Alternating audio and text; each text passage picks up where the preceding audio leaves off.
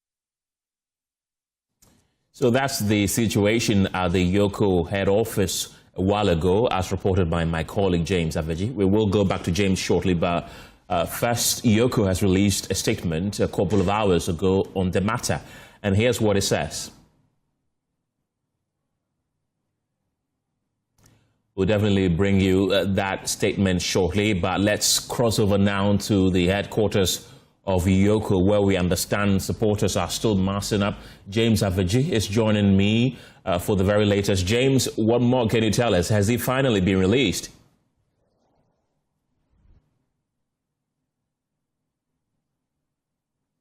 Ken, I can tell you that the protesters are still in the median of the road now.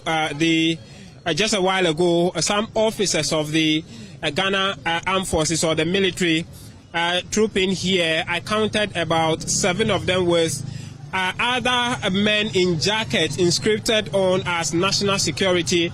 10 of them walked into the EOCO entrance. And then just when they came out to the road, 3 more pickup vehicles arrived with national security operatives who insisted that the protesters should get off the road, and they did some negotiations with them.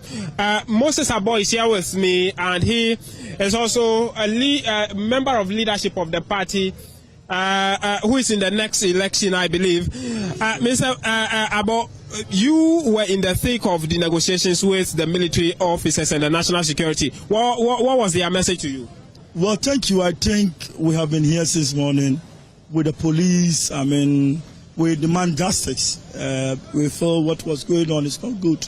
So we're mass up here, I mean, trying to see exactly what is going on. Our lawyers are inside.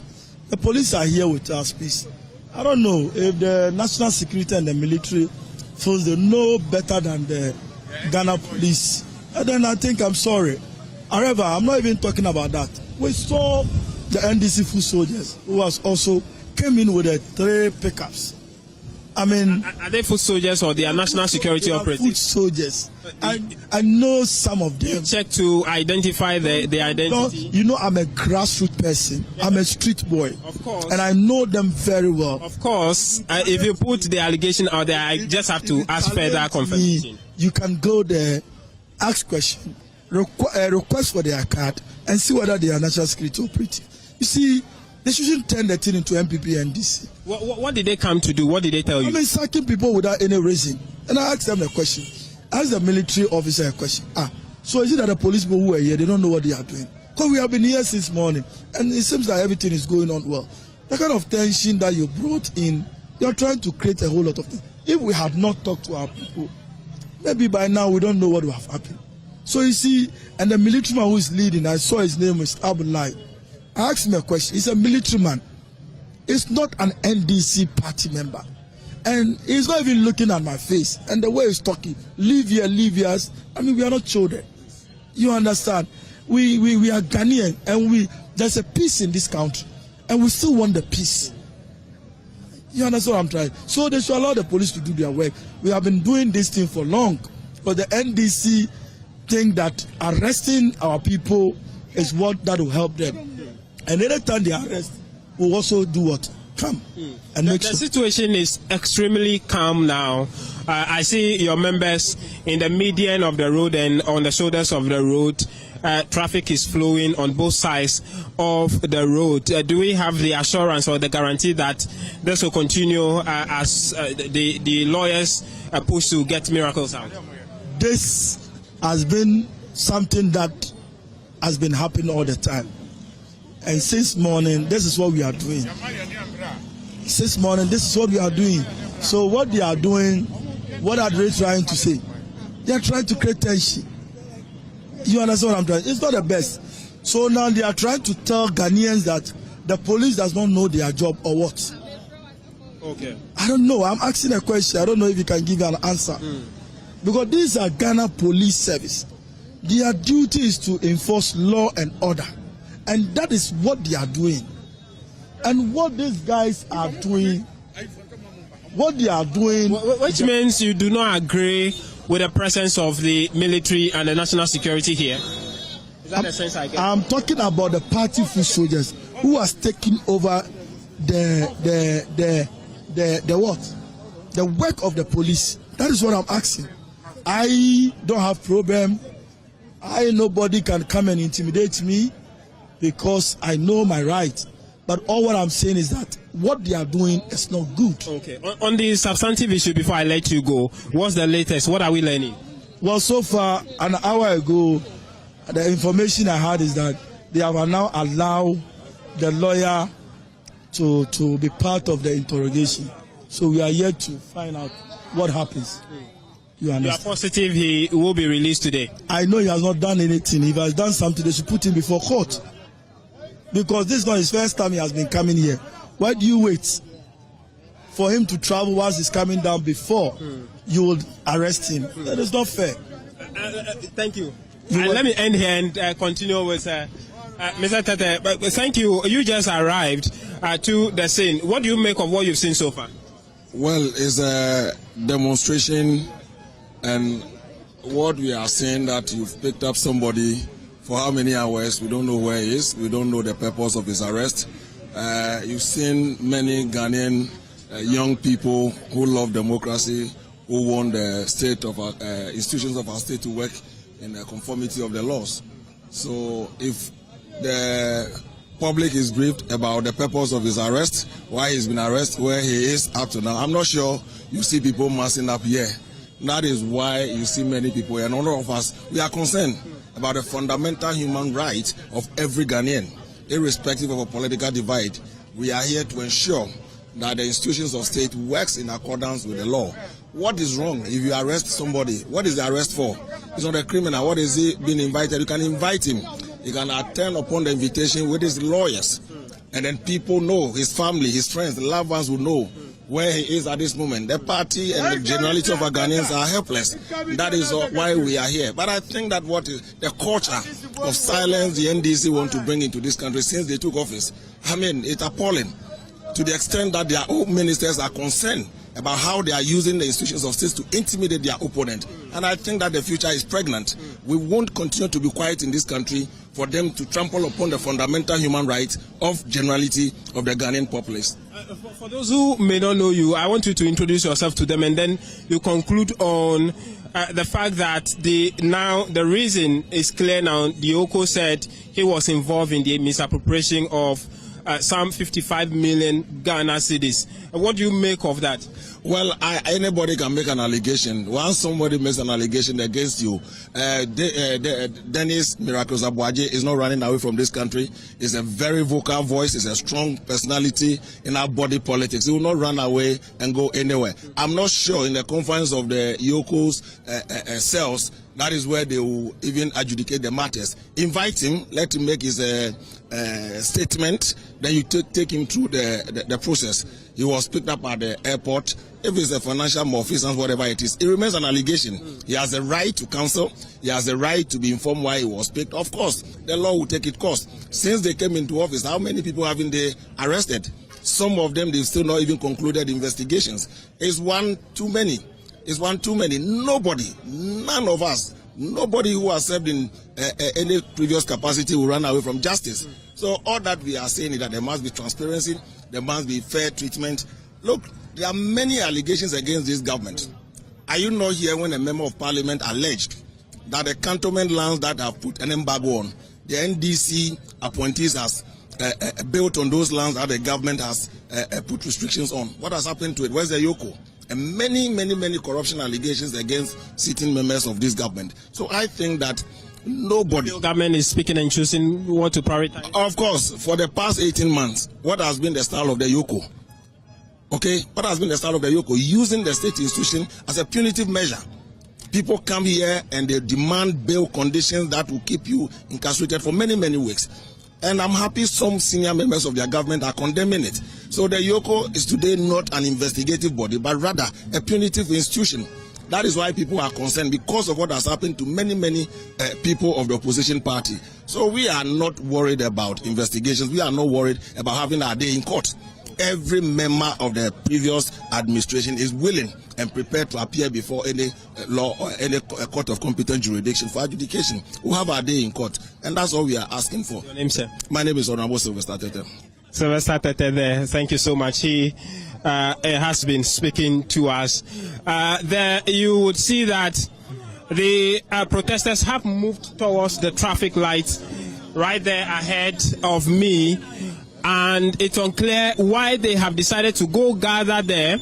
But you see officers of the National Security Operatives line up at the junction there, and the crowd is now returning. It's unclear who might be in this vehicle that they are all escorting back to the entrance of they are all returning now. The motor riders have now moved to form a blockade at the traffic light intersection there to prevent vehicles from coming into the EOCO building. I see also a member of the communications team for Dr. Mahmoud Baumia. Dr. Ekwia is here, and she just arrived. Dr. Ekwia, you are special aide to the Vice President. You are just arriving. What briefing have you been getting on what has been happening since morning? I think it's a very unfortunate circumstance that we find ourselves in. Firstly, Dennis Miracles Aboagye is a well-known figure in this country. He's obviously not a flight risk. There was no need for that Rambo-style arrest that he was subjected to upon his arrival into this country. Indeed, I believe he left this country somewhere on Monday for a brief trip to the United Kingdom. I'm also aware that he had already been invited by the Economic and Organized Crime Unit. He had honored that invitation twice, so there's absolutely no need for him to have been picked up. Somewhere this year? Yes, for him to have been picked up on Saturday for no interrogation to happen. Obviously, nothing has happened up until Monday. It's quite obvious that this is an attempt by the government to intimidate the opposition. This is not the first instance. These kinds of arrests have been happening essentially since the NDC government took power. And if you are aware or familiar with the history of this country and the kind of things that happened during the PNDC era, it is a little unsettling, especially for me, who has experienced that or have familial ties of people that suffered under that regime. And so to be subjected to that kind of treatment, again, is quite unfortunate. Again, we see that the EOCO has released a statement. It's something that I saw. I don't know if you've covered that already, have you? Yeah. Yes, and there seems to be an attempt to link two situations that, by the information I have from his lawyers, have no link to each other. So, if aside from what we see publicly is a statement which says he was arrested for alleged misappropriation of some 55 million Ghana cedis, what else do we know? No, I should be asking you. Is it EOCO that has kept him since Saturday? I have no idea. By that allegation? No, I don't think we are here with regards to the allegation. Nobody is saying that if some wrongdoing has been done, that the right processes should not be adhered to. What we are talking about is the treatment he has received and the Rambo style. We do not believe that due process has been followed in this matter. And I'm sure all of you would agree that if you've invited somebody twice, whatever investigation that you think you are conducting is ongoing, why do you then put him on a stop list and pick him up on his way back into the country like he was trying to abscond? And even after he was arrested on Saturday, in fact, it took the leadership of the party and indeed his family a very long time to even find out where he was. It is just about an hour or two ago that his lawyers have been able to see him. Nobody had been able to see him from Saturday up until now. I do not think that that's how citizens of this country expect to be treated. And everybody is innocent until proven guilty, is it not so? Just to recap a few things, especially with the way EOCO has been handling issues. This is not the first time they've done this. They pick people randomly, give them some draconian bail conditions, and we don't hear anything about the case again. So how are we to expect that this is anything different? I also see that if you read the second part of that statement, can you tell me what that part of the statement says? I mean, what I read essentially put in the charges in there, about 7 of them. I also named a former boss of the one of of the institutions that they picked the two of them up for interrogation? From the information that we have from his lawyers, those two situations are not connected. So you've arrested somebody, he's cooperating and he has returned some funds. What does that have to do with Dennis Miracles Aboagye? It is obviously a very desperate attempt by EOCO, considering the pressure that Ghanaians have put on them, very understandably, because it's getting to a point where it is worrying. So obviously the pressure has gotten to them and it's too much, and then they are trying to come up with situations to cover their backsides, because the two people are not connected in any way. So if one person is answering for certain charges, what does that have to do with the statement you are releasing for the essential kidnapping of another person? And I think we all know Dennis Miracles Aboagye. He's the most vocal person in this country. He's not difficult to find. In fact, if you want to find Dennis, you just have to probably go to Joy on Tuesday or go to Channel 1 on Wednesday morning and you can find him. So what was the point of arresting him upon his arrival on Saturday? I do not believe that that's the democracy we all work so hard to build. And again, if you look at the pattern that has happened since this government took over in 2025, it is a repeated pattern. Almost every week somebody is picked, brought here, we all have to stop our day and come and the person is denied access to lawyers, denied access to family. We don't know what is happening. Draconian bail conditions are issued, and then we don't hear anything about the matter. Then the next week is another person. Obviously, this is another very cheap attempt at political intimidation and persecution that will not stand. We are here to do everything we can, of course, peacefully and respecting the rule of law in this country to get him released. My final interest is how the flag bearer and the team are taking what is happening in the last 24, 48 hours. Of course, it's not an easy thing for anybody. In fact, I do believe that most Ghanaians are worried. I don't know if you've even followed the sentiments on social media, but as a very law-abiding party that we are going to use the law and all the processes to ensure that the right thing is done.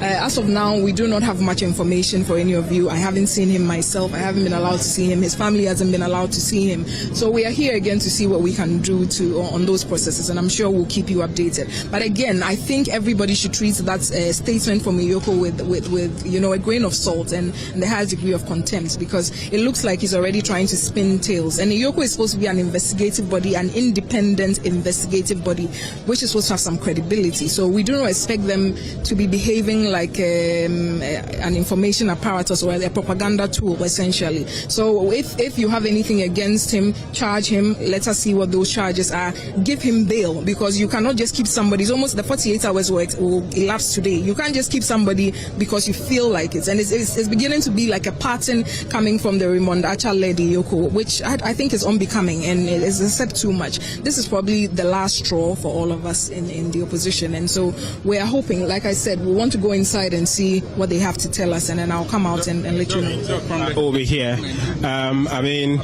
that special aid to Dr. Mahmoud Bawumia, Dr. Akufo-Addo Amwako speaking to us.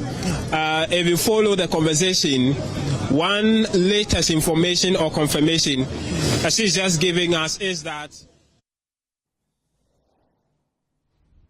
So that's my colleague James Aveji from the EOCO headquarters bringing us the very latest from that place. We will be bringing you Edem Senanu, who is an anti-corruption crusader. We'll be speaking to him shortly. But Edem, hold on for me. In the meantime, let's bring you the statement that EOCO has released to that effect concerning the arrest of Dennis Miracles Aboagye and others.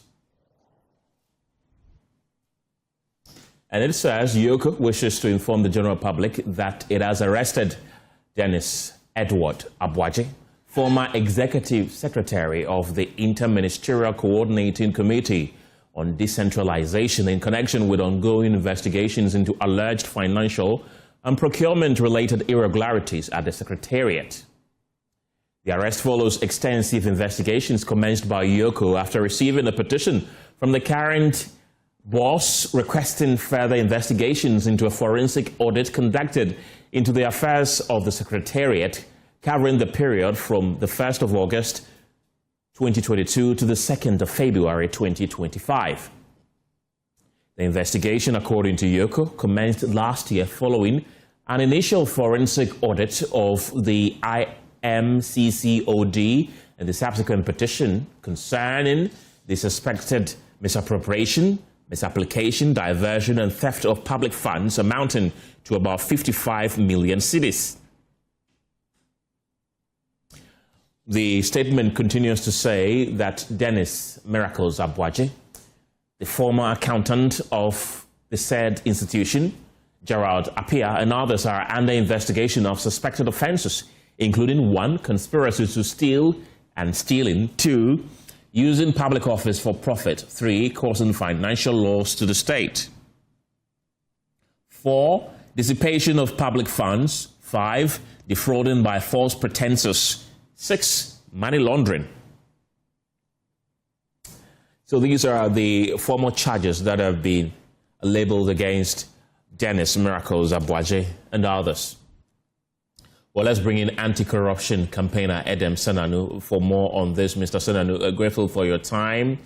I mean, whenever a former public official is arrested over an alleged misappropriation of public funds, there's often a show of solidarity from the political front, who typically besiege the officers of these state institutions involved. Is this healthy for accountability, which the Constitution requires of public officers, you'd say?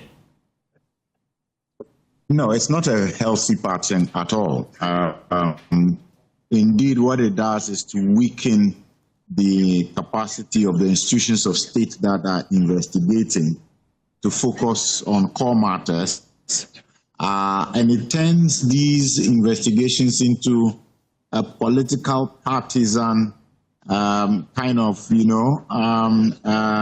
initiative where we are not focused on ensuring that everybody is equal before the law, and that party interest or self-interest are not raised above the interest of the state. And I think both parties are guilty of this kind of activity, which does not project or, as it were, contribute to development. So, no, it is not healthy.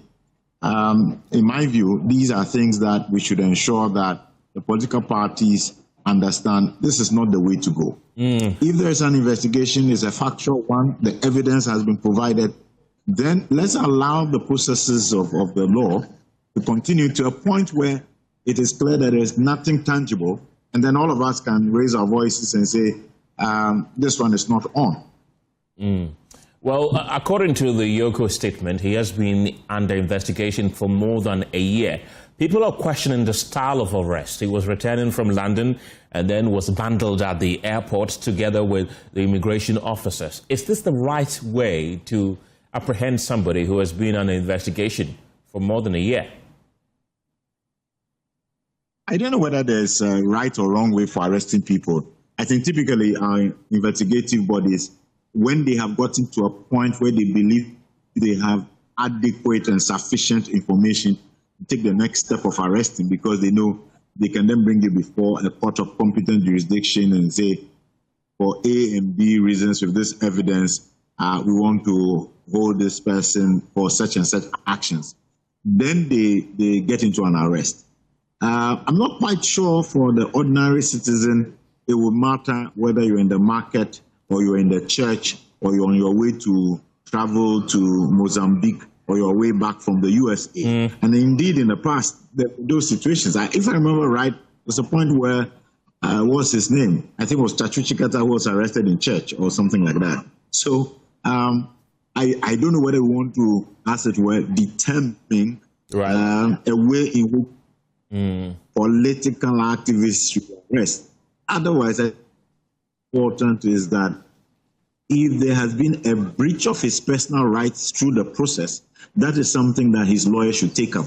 But otherwise, I in my mind, the right way is simply don't abuse his rights. Make sure that when you've gotten the evidence that accrues to the point where you are clear in your mind that something untoward has happened, a law has been breached, then you conduct the arrest. And how do you think this arrest will help in our fight against corruption? Well, I think it's early days yet. Honestly, reading the information, I seem to remember, because I've done some work with IMCC and decentralization. Okay. And I do know there were some concerns about what have happened over the last 5 years, what happened to some resources that had been raised for various activities and how much of those activities were actually executed. Kind of like the World Bank funding for, we're looking at the drainage and other sanitation systems that we've been concerned about. So I think people should pause. Let's wait till the facts come out, because at the back of my mind, it was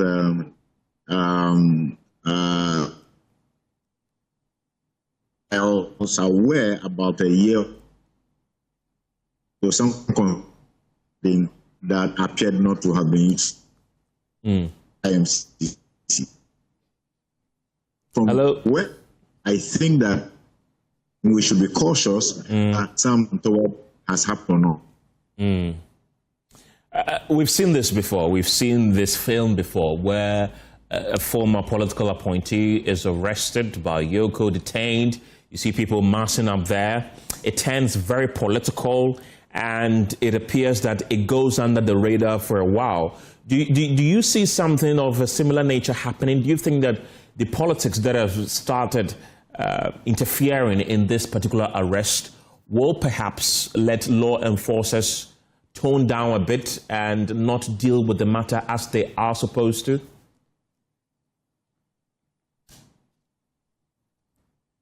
Hello, Adam, do I still have you? Would be unfortunate if it happens. And I think, I think, yes, you do. You do have me. Right. Mr. Senanu, your line is a bit bad, but kindly hold on for me. We are trying to rework the lines to get in touch with you once again. But in the meantime, though, let's take you back to the EOCO headquarters, where the NPP's General Secretary, Justin Kodua-Frimpong, has also arrived at the scene. Coming up with flimsy accusations and arbitrary detention and arrest of members of our party, when the table turns, they should be worried. It is not something that we hope for this country. But with what is happening, NDC is leading the way that this kind of behavior, total disregard for the fundamental human rights of people, is something that has come to stay. And I'm afraid, and I am afraid for appointees of this government. The power is not transient. But when the table turns, I don't expect you, the same media, to come and accuse the NPP government. Because with what is happening, if all of you accept that is something that is right, then when something is right, you continue with it. You don't change it. It is a shame to our democracy. It is a shame for the struggle that all of us have made, that our forefathers made, to bring this country to this point. That the NDC government, under His Excellency John Mahama, want to take us backwards. But we know that with all that is happening, there is a hidden agenda, an attempt to divert attention from what the president is seeking to do by seeking for a third term as president. He doesn't want Ghanaians to talk about it. He doesn't want Ghanaians to comment about it. So therefore, let's throw in something that will divert attention. But Mr. President, you cannot be Mobutu Sese Seko of Ghana. You cannot be Idi Amin of Ghana. The constitution is clear. 2 terms is 2 terms. So it's not these antics that will take our mind from what the government wants to do by extending the tenure of the president. So if this is what they think they can do to divert attention, then they have failed. They have failed woefully. The New Patriotic Party is a strong party. We have men who are very resilient. They are men who will not be coerced by all these tactics of intimidation. And I can assure you that we shall bounce back in 2028. But when the tables turn, appointees of this government should be very worried. Thank you. So do we know? I'm just interested. Where has the negotiation reached? Will it be? Well, as it stands now, the even interrogation has not started. interrogation has not even started. From Saturday that he was detained up to date, there has not been any interrogation. So the question you ask yourself, then what was the purpose? What was the need of keeping him in custody from Saturday to today? What are they seeking to achieve? What are they seeking to achieve? And the sad thing is, all issues that are happening, all the arbitrary arrest, detention is happening at EOCO. Where are the other state institutions? Where are other state institutions?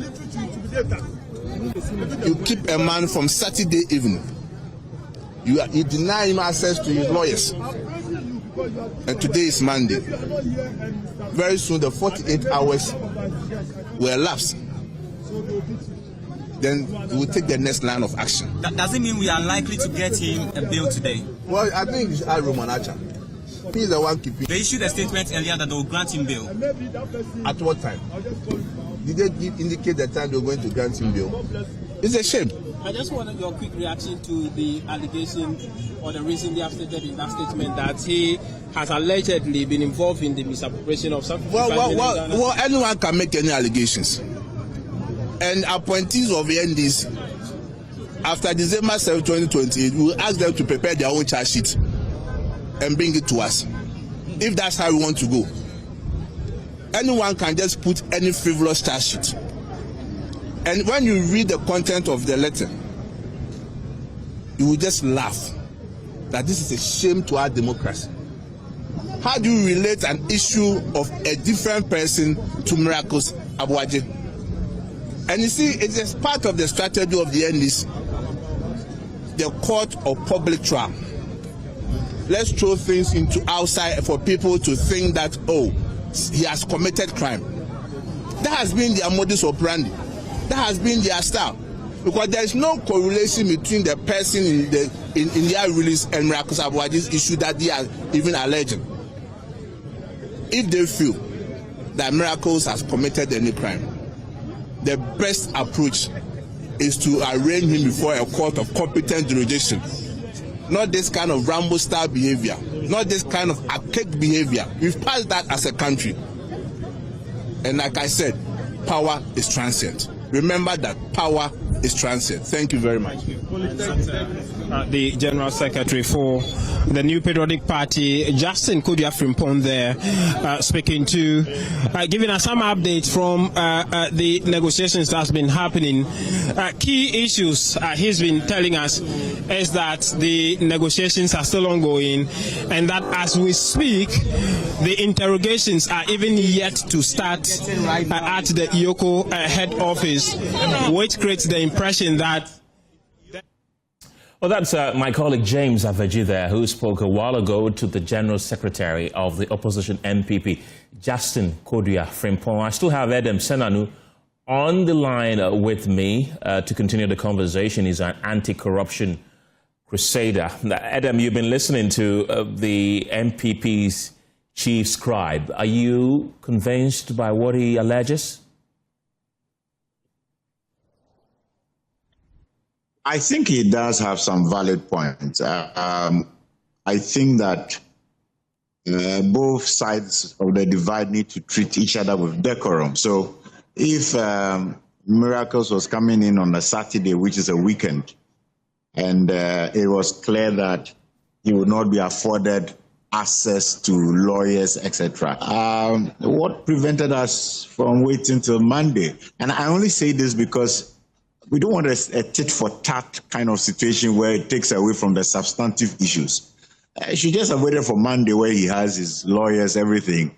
And so the due process follows, and then we don't get distracted by claims that this was an intentional abuse of his human rights, etc. I think that both parties need to come up with that shows respect for each other. And all these accusations, I mean, they are just irritating for the rest of us, because the substantive issue is, has 50 million been used in a manner that did not benefit the public good, that did not promote our interest? Is there clear evidence that that money was siphoned or diverted?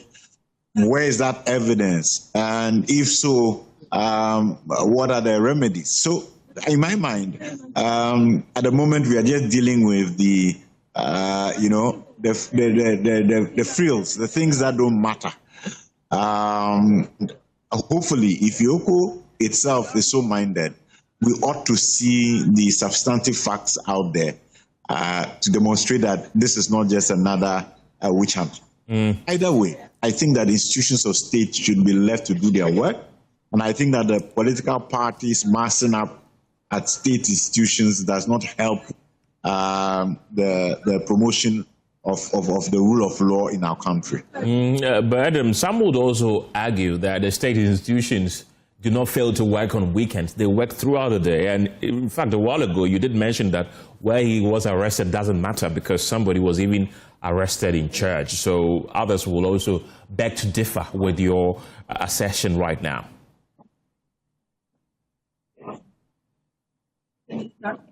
Well, yes. I'm just saying that to the extent that, let me put it this way. Okay. For me, it doesn't matter where people are arrested. Okay.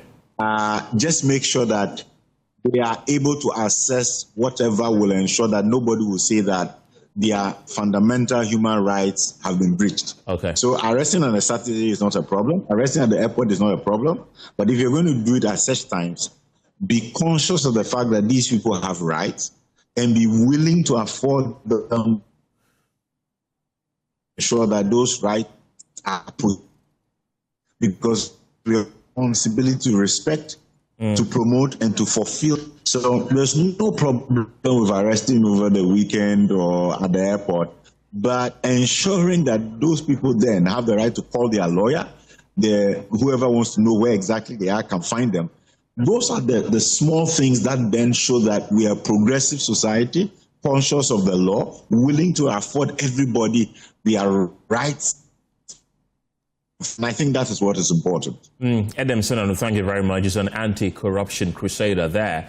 Let's still stay on the line and speak to Rashid Tanko Computer. He's the Deputy Director in charge of IT and elections of the governing NDC. Haruna Mohammed is the Deputy General Secretary of the opposition NPP. Gentlemen, grateful for your time this afternoon.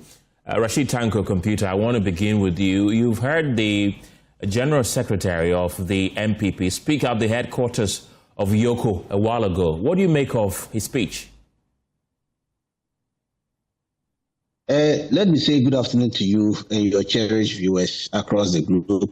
And let me say good afternoon to my brother Alhaji Haruna and the family. Interestingly, see, NPP, every day, they expose their hypocrisy. Okateche Afrifa is also arrested. He's currently behind bars. Why haven't they masked up there to ask for his removal? You see the hypocrisy of NPP. They choose and pick. Their own party person. He's the Okateche Afrifa. He's currently behind bars. So now they have abandoned him and they've decided to go and be chasing for people who are allegedly misappropriated state funds. These are state funds. These are not personal funds. Okay. When you accept to work for that means, don't you know that you account for every penny given to you? If you don't want to be investigated, then you don't need to accept the rule of a state when given to you. If you accept to work for the state, know that you are going to expend state resources.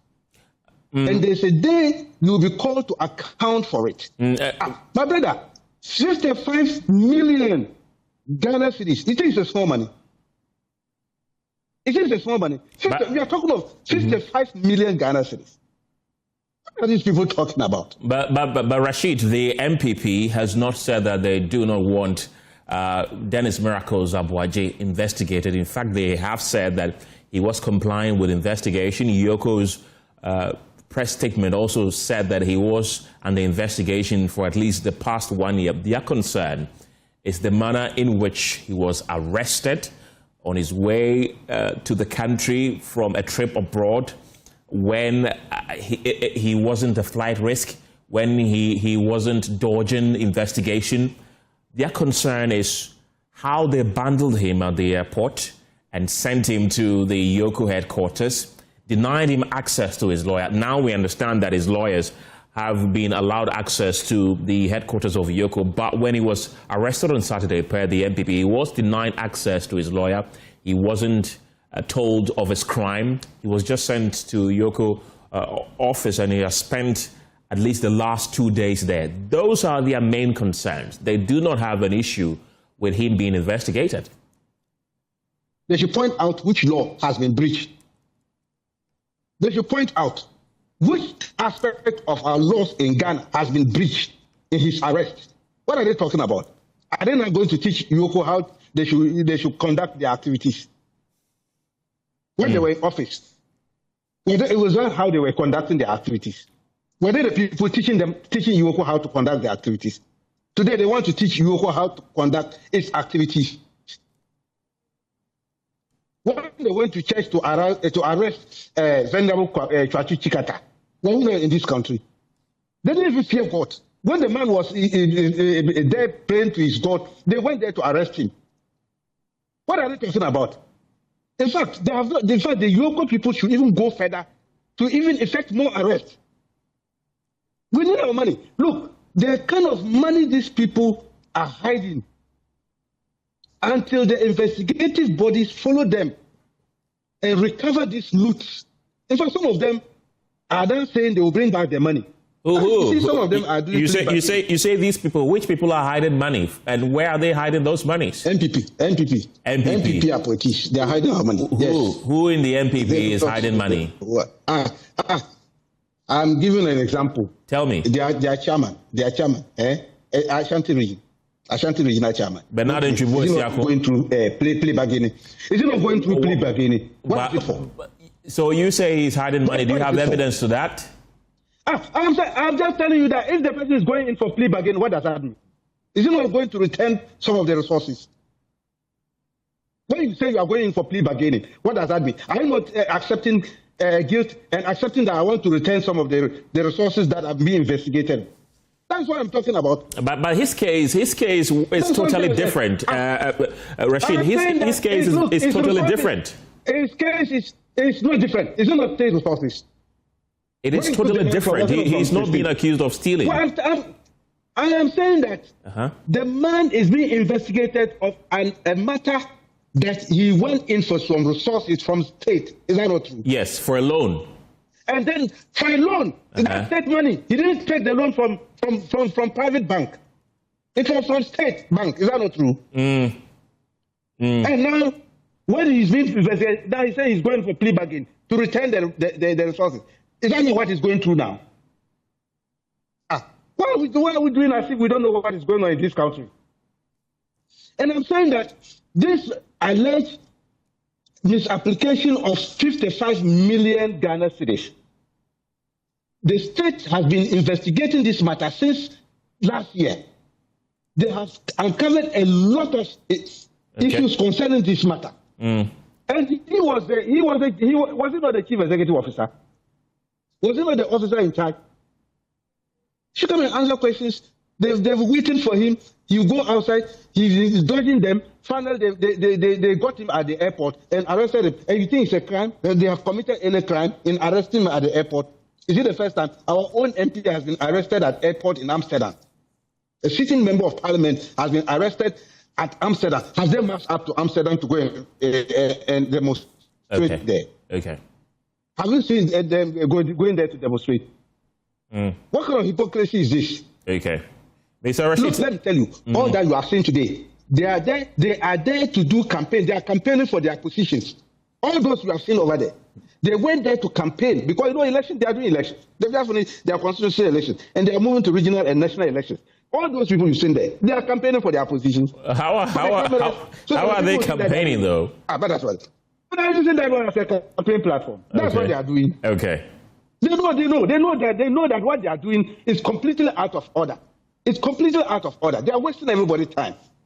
And because they want the cameras and their gullible supporters to think that they are working, and then they can return them to offices. That is why they are marching up over there. Okay. Otherwise, what is the need? Rashid Tanko Computer, don't go yet. Haruna Mohammed, as I mentioned earlier, is the Deputy General Secretary of the opposition NPP. Haruna, welcome to the program. Your boss, the NPP's General Secretary, is saying that this is an agenda by the government to divert attention.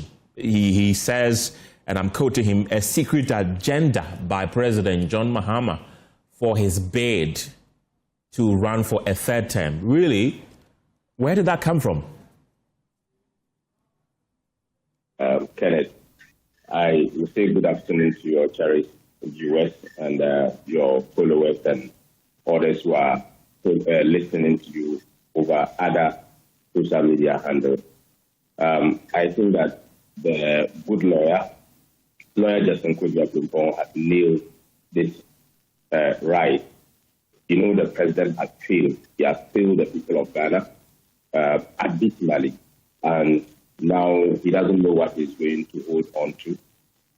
His party has completely rejected the third term bid, and they dared him in that particular instance.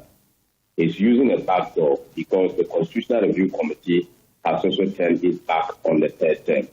So it is left with them to do machinations to get some of these things gone through. So whereas people are going to court for that to be discussed and be made public, then let's go after fishing expedition based on the settings that they have begun. So the settings that they have been doing, that is what they have come, because EOCO, as we see, is not a detention ground. EOCO is supposed to be a fact-finding and sending people to court to ensure that we are able to collect money that has been misappropriated. But in this particular circumstances in this government, EOCO has been turned into a detention ground. It has been used as one of their vehicles to intimidate political opponents, and that has been the order of the day. So my boss wouldn't have put it in any other better way than to nail the thing on the head of the NPP attitudes and how they have been doing or performing their activities with respect to what they do to the people of the New Patriotic Party. Series of cases you count, none of them is getting down in the court. I don't know whether they are interested in getting headlines or they are interested in recovery of money. That's quite interesting, though. And we've also been hearing, once again, from your boss who says that what the NDC is doing is engaging in the court of public trial. Do you think that this arrest of Dennis Miracles Aboagye is politically motivated, just like some are saying? You don't need even a researcher to tell you that his arrest is politically motivated. This is one individual who has spoken a lot about this government, the rot in this government, exposing gallantry activity, going to the side, also speaking to very critical issues of governance. This particular individual is very vociferous and is very factual when he's speaking on TV or radio. So the next thing that they could do is to come after him, just to be able to deter some other people, including some of us. But like the General Secretary has said, the NPP has never feared intimidation. If it is intimidation that they are going to use to cow us to stop speaking, then they should forget about it. We have had our founding fathers who have laid the foundation of this party dying in prison, and that has never stopped the NPP from continuing where they stopped. And we can assure them that what they do, they can continue to do it, but every action has a limitation. And when the time comes, the NDC will definitely regret their current action whilst in government. Haruna, don't go here. Let me bring back Rashid Tanko. I just want to make some points for Mr. Rashid. Okay. He's talking about this particular case. And you know, Rashid is my brother. And I respect him so much. I will just give him advice that in some of these particular cases, we need to be very careful in the way we are, because these are rumors. They are not facts. So the use of words twice of faith in terms of what he say can land him into prison because he is paid allegedly for that particular misappropriation. They said this is not a fact because he has not been jailed or he has not been put before a competent court of jurisdiction that says that what has been charged on him is actually true. It is not there.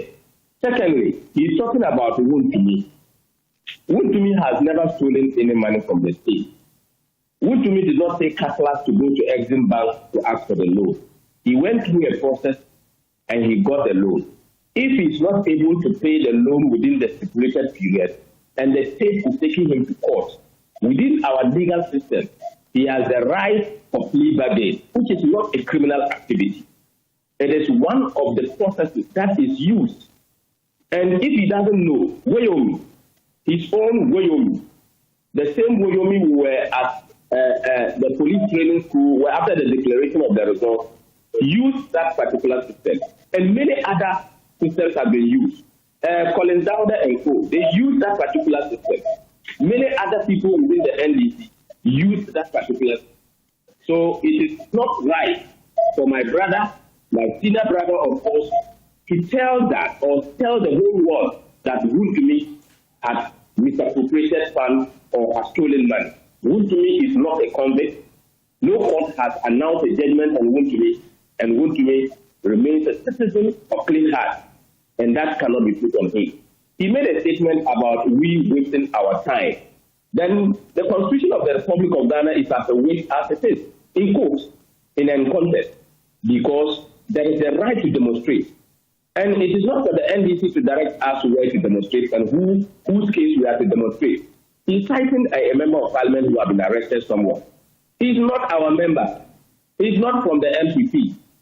We are fighting for the members of the new patriotic party who have been unjustly treated. Right. He mentioned Okatachi Efrifa. Hello, Haruna. Yes, my boss is giving you a scenario of the number of hours. Okay. Very soon, the 48 hours will elapse, and he's asking about which law. I think it's about time we as political parties to know that power will leave, and we should be careful about how we do our payments.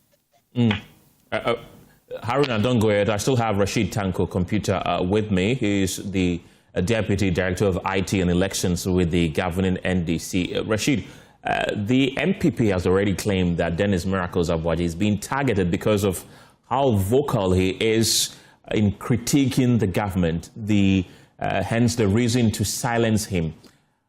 Also, when we listened to the General Secretary of the MPP, he claimed that government's hands is written all over this arrest. We know that EOCO is an independent body. Yes, we know. But how do you interpret these accusations that have been leveled against the government of Ghana? In fact, ignore it completely. Dismiss the allegations with the contempt it deserves. Completely. Look, I disagree with my brother, Alhaji Haruna, on the issue that I spoke about. Yes, I was very clear in my mind when I was speaking about Aboagye's matter. I said an alleged misappropriation of 55 million Ghana cedis. Very clear. That is what they are investigating. The matter is on court. It's a big money. It's a big money. They are investigating that matter. That's why we use the word an alleged misapplication. He accepted to work for the state. The state allocated these resources for them for a purpose. Investigation is ongoing to find out how the money was being used. And yet, you must up and say they should release him because he's a party supporter. He's a party member. What signal are we sending out to our officers? Because you misbehave with state resources and your party, because you have party groups behind you, and they can come and fight for you. When you are asking him about Afrifa, have you going to remove Afrifa? Have you going to demonstrate to get Afrifa out? They are a party person. He is vociferous. He has a platform. Okay, to Afrifa. He's all over the place. He ran the party down, left and down NDC, every day attacking John Dramani Mahama and the government. He went to disturb their old processes and he speaks. Today, they are silent about him. Nobody has even gone there. Wontumi, go and look at the charge sheet of Wontumi. Can't you see misrepresentation? What is misrepresentation? When somebody do a misrepresentation, do you know the meaning of that? False misrepresentation. You falsify documents. That is what the charge sheet is talking about. They've uncovered falsification of documents in order to qualify to get that loan. It's a criminal activity. Okay. And that is why the state was following up on the matter. And we are saying that, look, anybody who is found culpable of misbehaving with state resources, this government will not shield it. This government will make sure that we go after them and make sure that the state agencies will not all the money. Look at the flood in Accra. We don't know the people talking about the flood issues in Accra. Do you know what this money could be used to do? If the state is able to uncover all this money back, wouldn't they be used for the betterment of Ghanaians? Look, what they are doing is just campaigning. They are doing campaigns over there for elections and nothing else. And nothing else. This thing that they are talking about, they are all extraneous issues. It has no bearing whatsoever. There has no bearing whatsoever. What does the president got to do with this matter going on? Or what does NDC got to do with this matter? The state agencies are doing their work. They existed before we came into office, and they will continue to exist, and they will continue to function. The NPP is calling for the release of Dennis Miracles Aboagye now or be processed for court. Do you agree? Well, that's why he has lawyers.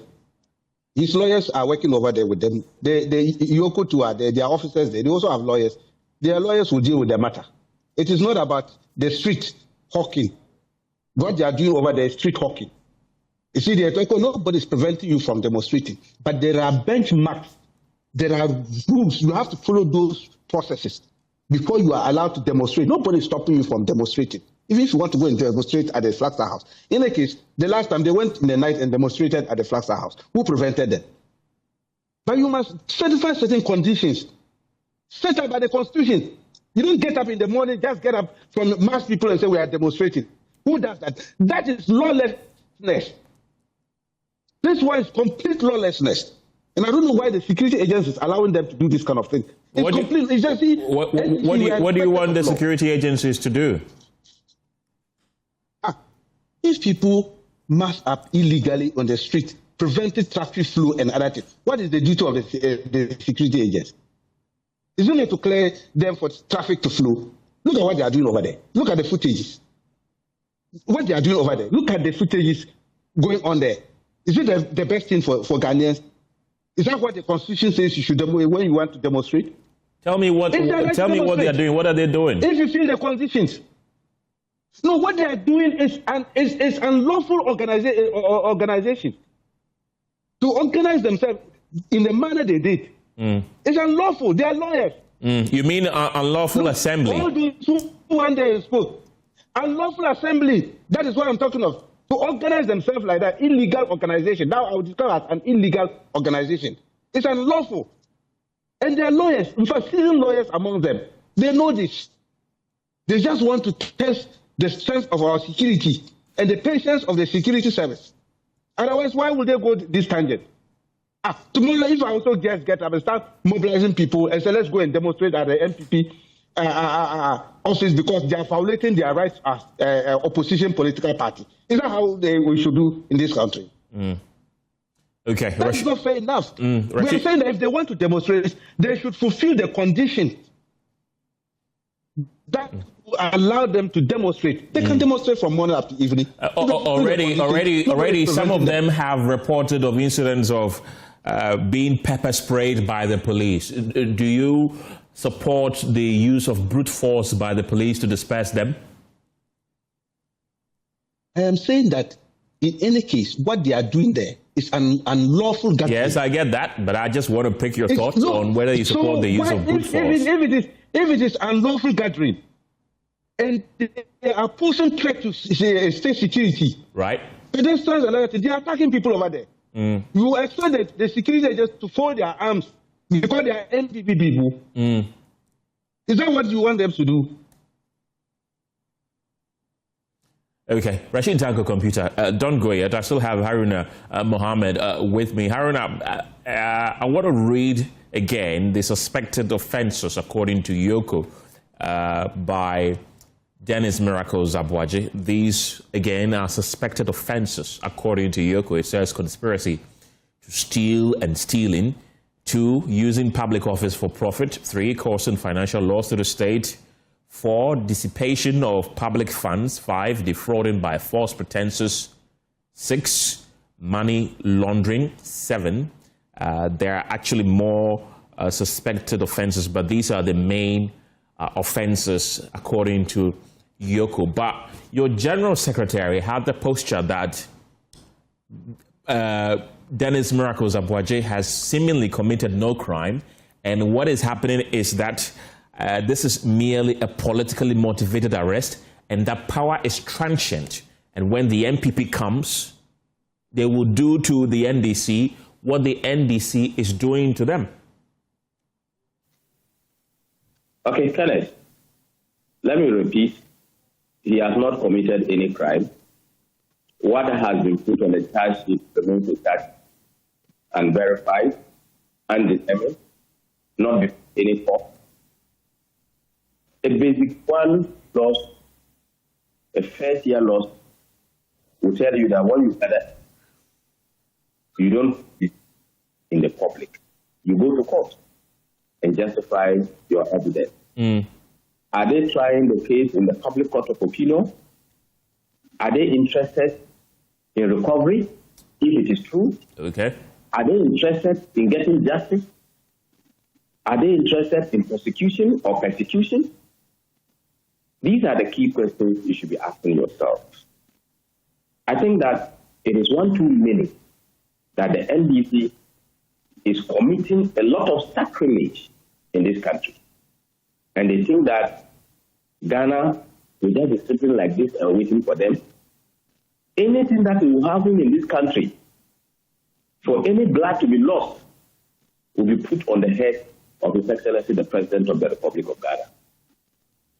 People should be guided the way they say. And people should be minded that the jackknife has two sides. When it cuts at the other side, it will cut at the other side too. Even for 100 years, the NDC will never be in power. We pray for long life. And Remuacha is still young. I pray that God will give him good health to meet Dr. Bawumia's government. Nobody will tell you that accountability will certainly set in place, and crime has no expiry date. Even the first term of John Mahama's crime can still be revisited. But Kenneth, what people of Ghana forget is that when Mr. Mahama was the President of the Republic of Ghana in the first term, guinea fowls flied away from Ghana to Burkina Faso. It's a record that this has been there, and everybody knows. Trees were drying even at the riverside under his government. Today, they have reported to us that they have chopped all of them. This is how a government without vision, a government without direction, a failed government, a future government that has done that before is repeating the same thing. The same government, clueless government. But Haruna, the NPP had 8 years. Why wasn't anybody prosecuted in the guinea fowl incident, for instance? But you saw what happened. Tell me. You saw the investigations that were done. You saw the port expedition issues. You saw the number of people that were being called on this particular matter. Yeah. You saw that somebody was jailed. Asantaba was jailed. You saw that not only him, other people were jailed. But I just that crime has started. Any other crime that was left uninvestigated or which has been shelved by this current NDC government, just as they came and then stopped cases like Colin Dowda case, police case, and many other cases that they have abrogated, the Senate case and all that, they have to file nolle prosequi. And they committed to more press conferences than appearance in court. The General Secretary was right. Right. That the NDC would face the same consequences because accountability is not an end in itself, but it's a process and a continuous activity that happens in every government. And bail conditions and arrest are not new, and certainly will not be the first under NPP. And will certainly continue with the same practice. The clock is ticking on the 48-hour mark since Dennis Miracles Aboagye was detained in the custody of EOCO. Of course, we've seen a lot of NPP executives, including his lawyers, throwing the place. The people there are insisting that they are not leaving until Dennis Miracles Aboagye is released from EOCO custody today. Let's look at the hypothetical case that in case he is unable to be released today, what would the party do? In case somebody who has been held unlawfully more than 48 hours, what does the law say? Well, the law is very clear. Yes, the law is indeed very clear. So they don't hold him beyond that period. Okay. And that is why they are there. Be there till the 48 hours. And if they don't release it, they must press him up. That is what the law says. If they can take the law in their own hands, if one individual is bigger than the Republic of Ghana, take the law into their hands and take that many individuals belonging to the New Patriotic Party whom Miracles Aboagye can sit down and watch them, who use everything to protect it. And that is what the Haruna Mohammed, thank you very much. He's the Deputy General Secretary of the opposition NPP. I still have Rashid Tanko Computer with me. He's the Director of IT and Elections, the Deputy Director of IT and Elections of the governing NDC. Rashid, I want to pick your final word so that we wrap up this conversation. Well, we should allow the state institution to do their work, my brother. They should be allowed to do their work. They are working for the state. And look, I'm surprised at my brothers and sisters in the NPP. In one way, they believe in accountability. They have issues with the way it is being arrested and all that. And that when they come back to office, they will treat NDC the same way. I'm surprised. If you think we are waiting for NDC to lose power, so that you treat us the way you are being treated now, then it means you also believe in what you are doing right now. It means they believe in it. They believe in the process. That look, people must be accountable to whatever was given to them. That is what we're talking about. Why is the General Secretary who worked as the CEO of YE has not been invited? Have you said that he has been invited to any investigation body? Because he has no questions to answer. He was a CEO. Look, the national organizer, he was the board chairman of National Service and other things. He has not been invited. Have you been invited to answer questions? They are all over the place. The press conferences upon press conferences. Have they been invited? A lot of officers in the elsewhere Nana Akufo-Addo government are walking around freely. They are all over the place. Have they been invited? Because they have no questions to answer. Okay. If you have questions to answer, you can invite it. If you refuse to come, they'll come and arrest you. You see, that's what I'm talking about. The hypocrisy of the NPP is legendary. And still maintain Okatakie Afrifa is behind bar. Why haven't they gone there to demonstrate for his removal? Right. You should be question. They should allow the state to do its work. Okay. Rashid Tanko Computer, grateful for your time this afternoon. He's the Deputy Director of IT and Elections with the NDC. And earlier we heard from Haruna Mohammed, who is the Deputy General Secretary of the NPP. Well, let's just stay with the opposition party NPP because it says 4 constituencies are here to hold their constituency executive elections while results And electoral activities in another 4 constituencies remain under review following disputes that disrupted parts of the nationwide exercise. According to an update from the party's National Secretariat, constituency executive elections were successfully conducted in 245 of its 276 constituencies, representing more than 88% completion rate. However, elections in 23 constituencies were suspended due to various disputes with Bantama and Efijasachre. Among the areas where arrests were recorded, my colleague Nana Boakye has more in this report. The New Patriotic Party has announced that its National Steering Committee will review election activities in 4 constituencies in the Ashanti region, including Efijasachre East, Adansia Sokwa, Bantama and Asante Achem Central, following reported disputes and incidents during the electoral process. Among the constituencies attracting significant attention is Bantama, where disturbances disrupted the electoral process, with 3 arrests made, prompting the party to refer the matter to the National Steering Committee for further assessment.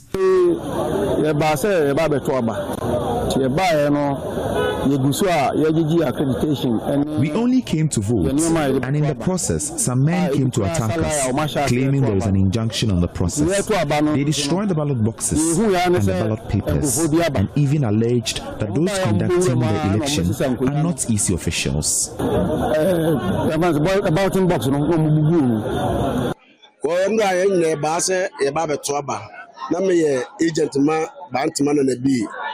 But don't not friend and be on an agent. Name was thrown. I to the moon and say, people. It's no plan me did. The amount for in a Ghanaian madam, to me, damn and Naman had the corona, the Muyan say, will be drums of force in our Pija Akunya. I Shaibu Bamba. It's where now me a fast send up to my back also, but only Pia Kunya, Eba Sherman say to me, Bufa Kunya, them tears and nature say. Tau. There's a medal, but I know nothing to be our best idea. I bumped me the Mujashi, a Ghane, and I'm coming to so Namada Confanoche emergency. The committee is expected to examine reports from election officials, an interim court injunction, petitions from stakeholders, and other relevant evidence before determining the way forward. Efijasachre East also witnessed disturbances during the elections. Social commentator Okateshie Frifa Mensa was arrested by the police in connection with the disturbances, according to police and media reports. Investigation into the incident are currently ongoing. The National Steering Committee is expected to determine whether the disputed electoral outcomes should be upheld, amended, or whether fresh elections will be conducted in any of the affected constituencies. Meanwhile, the police is yet to confirm the release or otherwise of the individuals arrested. For Joy News, Nana Boakye, Kumasi. Oh my God.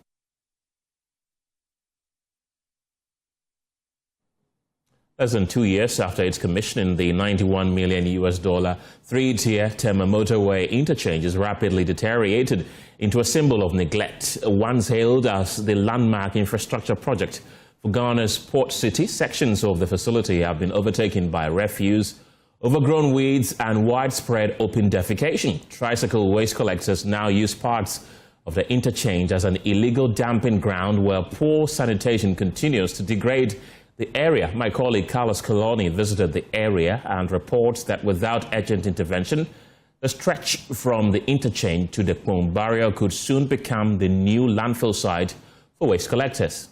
This is the Tema motorway interchange, which was commissioned less than 24 months ago. In fact, it was commissioned on the 2nd of December 2024 by former President Nana Addo Dankwa Akufo-Addo. And on the day of the commissioning, I happened to be here. The entire place was clean and littered with beautiful paintings and all of that. Now, less than 24 months after its commissioning, this is the state of the very ground that former President Nana Addo Dankwa Akufo-Addo stood to commission the $91 million facility, which is a 3-tier interchange which connects the Akosombo N2 and also linked to the N1 and also connect to Ghana's biggest port. I'm talking about the Tema port. It was said to be the catalyst to actually promote Ghana's transportation and trade to the countries like Sahel, in the Burkina area, and all of that. The issue of maintenance was heavy on the day.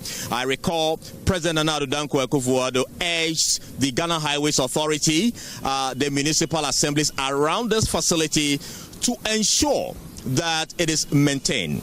And like I said, less than 24 months, let me take you to the very ground that former President Akufo-Addo stood to commission this project. Now you can see that the whole place is so, weedy. It's overgrown with weeds, and it makes it difficult to even go through to actually access where the first gentleman of the land at the time stood to actually commission this $91 million facility. So on the day, this was the very spot where former President Akufo-Addo stood to commission the project. And you see the plaque that was unveiled on the day. Today, if my cameraman would pan around, it has become home to human excreta. All over the place, we'd have to hold our breath to be able to take this particular shot that you are seeing. You would have to bear with us with the kind of shot you are seeing on the television. We need to tell you this story so you can really appreciate how this $91 million facility, which came through a Japanese grant and other arrangement, has been left to rot by the Ghana Highways Authority, who primarily are the owners of this facility, because of lack of maintenance of this $91 million facility.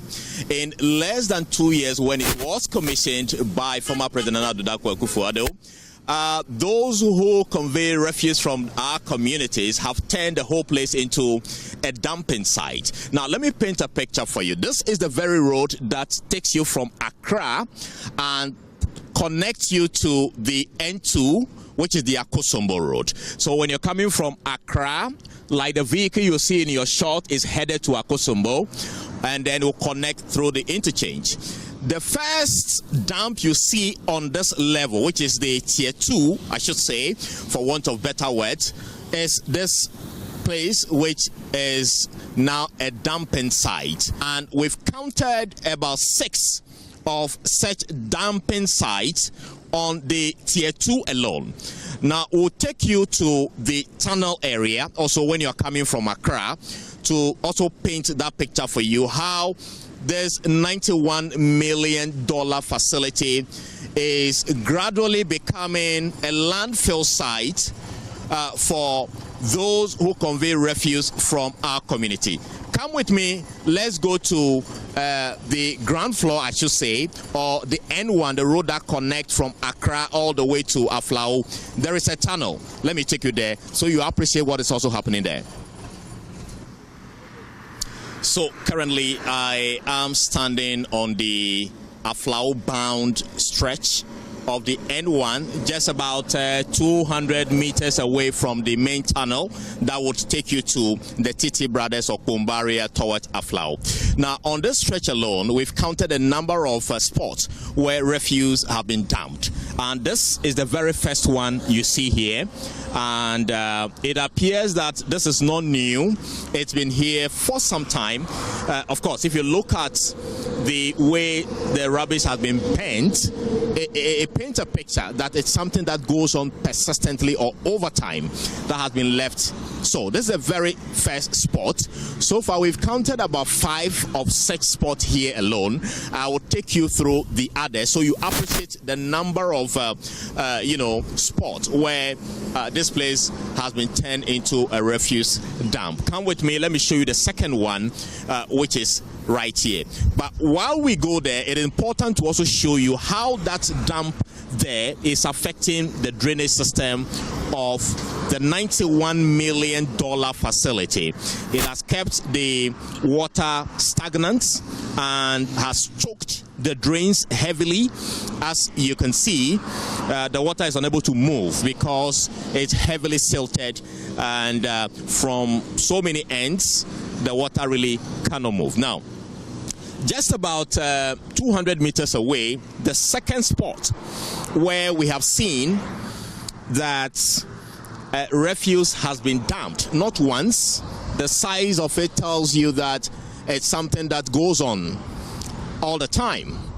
It's this second one, and it doesn't look new, as in just dumped, and that should tell you the picture. And it's spreading. It's spreading. I have observed this for over 2 months on this particular stretch. So this is the very second one that we have seen here. Now, there is another one here also, which is a third spot. So it appears that those responsible for this dumping, they calculate the time and they come here to dump. You know, so when especially nobody is seeing. This place is supposed to have street lights. We don't know if the street lights are actually working as we speak. And there's a strong stench. But I'm managing to express myself just to tell you this story. So this is the number 3. And if you go forward, there are others. And across the road, we've counted at least 5 spots like the ones we've told you about just before you go into the tunnel. Now, come with me. Let's show you the sanitation situation under the tunnel itself. Come. So we are currently under the tunnel, and this is the sanitation situation in the tunnel. We have seen not less than 12 of this particular spot where we really cannot explain. But we've also seen some mentally challenged people who now feed on the refuse dump up there. They bring it here and sort it, and after that they burn it. And like I said, we've counted a number of such situations here under the tunnel. And so sanitation here under the tunnel itself, it's nothing to write home about. But that is not the only challenge. We'll continue to tell you how refuse is being dumped even after the tunnel. But once we're under the tunnel, let me tell you how the guardrails are deteriorating so fast. And vehicles are coming. I'll try my very best to see if I can cross. But if my cameraman can pan to the guardrails, which are supposed to protect vehicles from running into the very expensive concrete, it is fast deteriorating. As you can see here, many of these parts are gone. Many of them are gone all the way to the other end. So beyond the refuse which is being dumped around this facility, and beyond the fact that the guardrails are not being maintained, the drains beneath the tunnel itself are not being desilted, which is making water stagnant here, making water flow very difficult, and which could affect the structural integrity of this tunnel. Now, we're under the tunnel like I told you. I'm going to take you after the tunnel. Then we continue to tell you how refuse is being dumped along the N1. Come with me.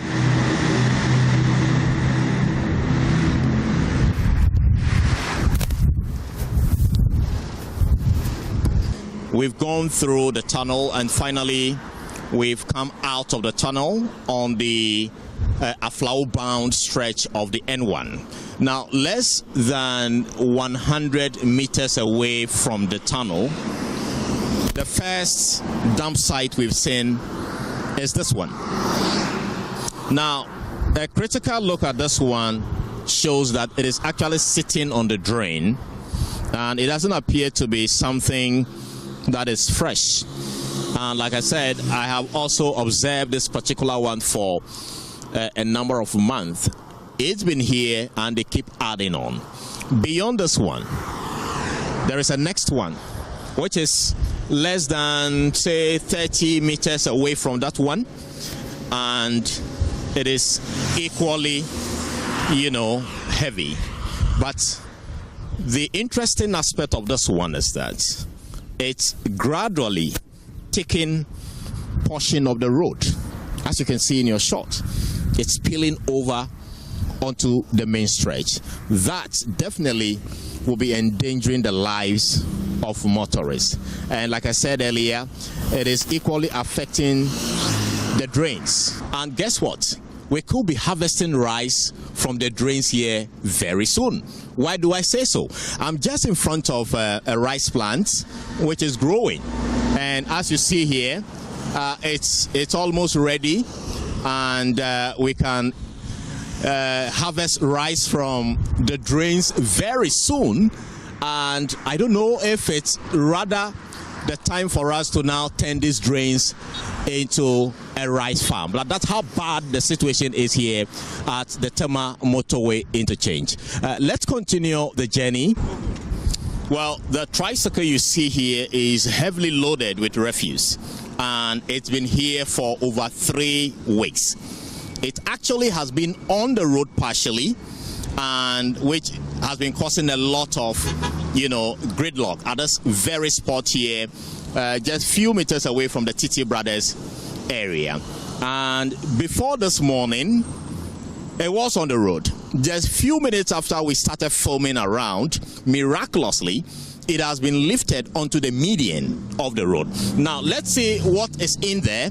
And this is just one of the tricycles that usually would park along the stretch, and as if they have technical or mechanical issues, and the next morning you will not find them at this very spot. What you rather would find will be the refuse. This is another spot we have seen here on the Aflau Road. This is right behind Titi Brothers, just about some few meters away from the Titi Brothers traffic light. Just 3 days ago, there was a tricycle here loaded with this refuse. Today, the tricycle is not here. But what remains here is the refuse that you see. And this has been the canker on this particular road. Yet authorities are watching on. Well, on the road to Kpombari, I caught up with these street hawkers just right behind the Titi Brothers building and just before the Titi Brothers traffic light. I asked them whether this refuse situation has come to their attention. This is what they've been telling me. Aboagye for no mu sheda pa e no mu yesa ambe fa bola no bola Aboagye ne ntimi mfa na no mu fa sesi akraba ko bia be sesia e na me ka che madam fo ni se o we mpo de minim no no mpo de o hwegu wa enda mema ya be che no we nu odi be si ho no mu Friday no o si asay nti ndra Saturday anopa no oba ye se oba be fa no e na car bi su yi fa ho e na odi be moa no na ni na agu fo e na police ni ka che ni so nkoye ni ye no mbra non sambe sisa no wan samba bio nti Aboagye nde wo so mo hye na amu stop yo mo ni na aban pe cars ema omu na mu Aboagye afo ni na enja ejuma ye obekwa kwa jiska wo bebi asisam amanfo bola wo so fa nkotungun wo abeja fiti overhead na sini ni na adi bani na nkofo bola nko a nti wo sa aban ni nye bibi mfa ho maye ebon kankan ndra yantimi anjina akra afeti mu amutonya ma esa no bi wo hu bola na ontimi mfrew what I say ontimi mfrew nti we di aban wo so ye bibi mfa ho maye na enye kra. It is rather ironic that just a day after the national cleanup exercise ended, one would have thought that this huge facility, $91 million, which serves as a critical hub for Ghana's trade, has not seen any cleanup exercise here at all. The place remains overgrown with weeds, and refuse has finally taken over the entire place. What are the duty bearers doing about this? What is the Ghana Highways Authority doing about the maintenance of this particular facility? Beyond the Ghana Highways Authority, what is the role of the metropolitan, municipal, and district assemblies around this particular facility, which could not do anything at all about cleaning this place up or weeding it. What also is the role of the local governance ministry to ensure that those who dump refuse here are apprehended and dealt with? These are questions we leave with you from the Tema interchange here in the Tema metropolitan area. My name is Carlos Kaloni for Joy News. And we've contacted the Ghana Highways Authority and the Tema Metropolitan Assembly for comment, but both have declined. The Ashaiman Municipal Assembly is tightening enforcement of sanitation bylaws after repeated flooding exposed persistent waste management challenges across the municipality. Although the two-day post-flood cleanup exercise cleared major drains and removed large volumes of refuse, authorities say lasting progress will depend on stronger enforcement and waste segregation. Municipal Chief Executive Freeman Chekpo, changing public attitudes towards waste disposal remains a priority. Here's a report from Kwame Yanka. This is the third major cleanup in Ashaiman in the last few months, where repeated desilting, dredging and refuse collection have failed to stop waste from accumulating. With a population of more than 300,000, the Municipal Assembly says simply clearing refuse is no longer enough. Instead, it is preparing to introduce waste segregation, strengthen recycling initiatives, and improve refuse collection to reduce indiscriminate dumping. The Assembly also blames illegal dumping by informal waste collectors for worsening sanitation and says stricter enforcement of sanitation bylaws, backed by public education and prosecution under the Operation Clean Your Frontage initiative, will form part of a sustained response. Here is the Municipal Chief Executive of Ashaiman, Freeman Chekpo. Going into the future, we are looking at segregation. And we also have plastic company in Ashama that do recycling of plastics. We have Safisana that processes biodigestible waste.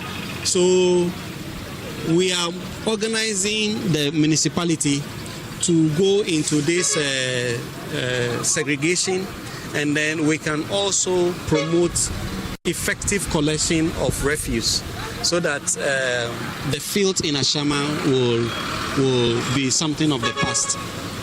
Because of the population, because of the activities that we undertake, you can't do away with the refuse. But the way we manage it is what is important.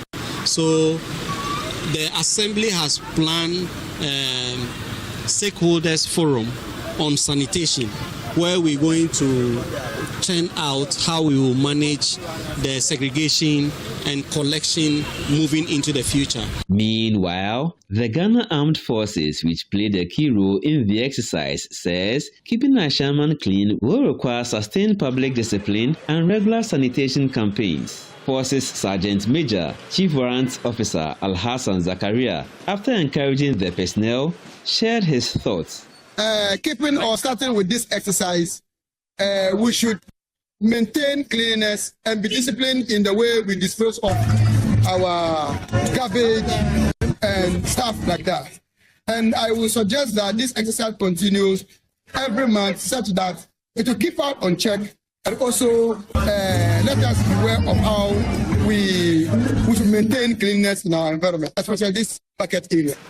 The two-day exercise brought together the Ghana Armed Forces, Police, Fire Service, Immigration Service, NADBO, Environmental Health Officers, Traditional Authorities, Assembly staff, sanitation volunteers, and residents, as the municipality steps up efforts to improve sanitation and reduce future flooding. Kwame Yanke's reports for Joy News.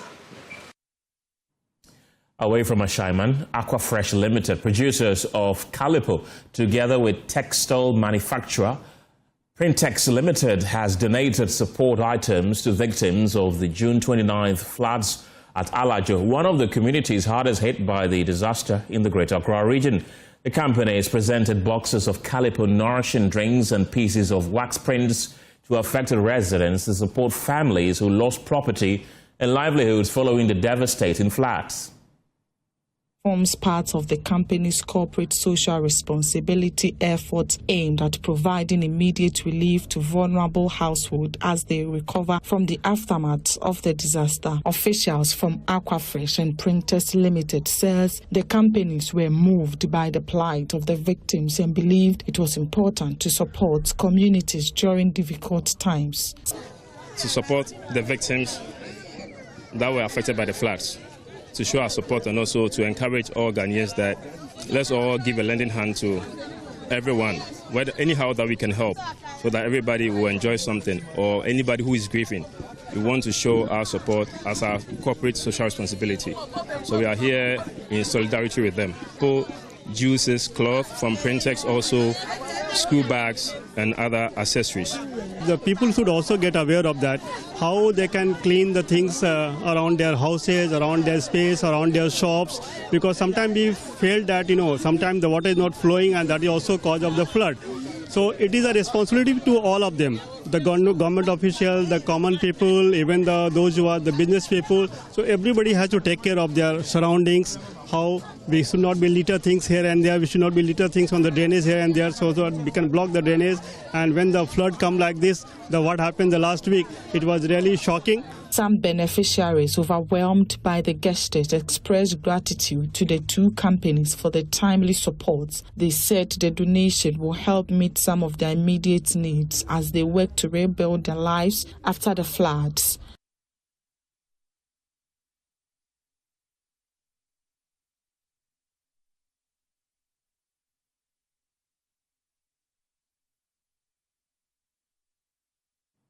You're still watching The Pulse here on Joy News and also across our various social media platforms. So let's bring you a story from the Ghana Journalists Association, which has commended President John Mahama and the government for organizing the two-day national cleanup exercise, describing it as a timely and successful response to the recent floods that devastated 7 regions.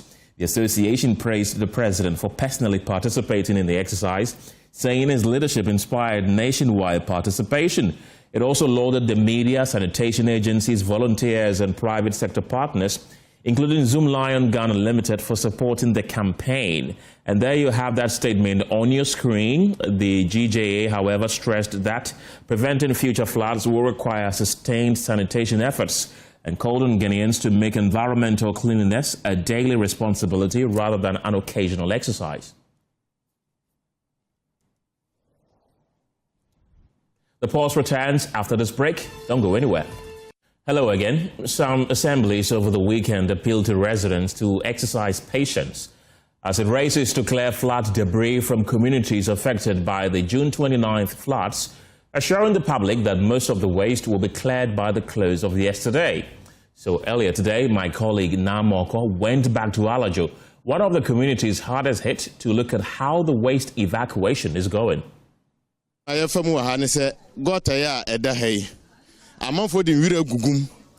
People dispose of refuse in this gutter, and that remains a major concern. The assemblyman and all the officials we have engaged so far have failed to heed our calls for action.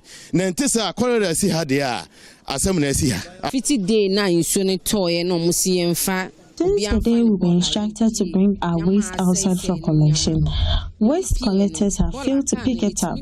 Sometimes we see them pass by, but they do not collect the refuse. This is Fountain International School here, and the kids have been buying food from here, and we have some of the rubbish and the dumps here. So we beg the government to come and take them from here, because from the bean to the food, the children will get cholera and as well diarrhea. So we beg them to come and take the rubbish from here. I feel so bad because what we are passing through here is not easy. The natural disaster that has happened at our area, the government is supposed to, do something about it. And I know they are doing something about it. But most of the Ghanaians have taken it so far as like politics.